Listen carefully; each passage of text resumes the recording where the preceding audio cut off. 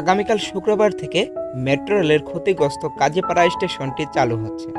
স্টেশনটি পুনরায় সচল করতে প্রাথমিকভাবে 20.5 লক্ষ টাকা খরচ হয়েছে। এছাড়াও এখন থেকে শুক্রবারেও যাত্রীদের সেবা দেবে মেট্রো রেল। আগামীকাল বিকাল থেকে সপ্তাহে 7 দিনই চলাচল করবে মেট্রো রেল। এই তথ্য জানিয়েছে মেট্রো রেল পরিচালনাকারীরা। কাজীপাড়া স্টেশনটি চালু করার জন্য 20,50,000 টাকা খরচ করা হয়েছে। কিছু যন্ত্রপাতি পুনরায় প্রতিষ্ঠা করা হয়েছে এবং কিছু যন্ত্রপাতি মিরপুর 10 স্টেশন থেকে আনা হয়েছে।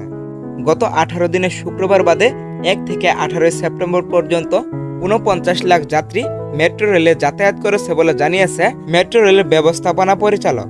তিনি বলেন, এই সময় আয় হয়েছে 20,67,03,891 টাকা। এই সময় সবচেয়ে বেশি যাত্রী ছিল 12 সেপ্টেম্বর।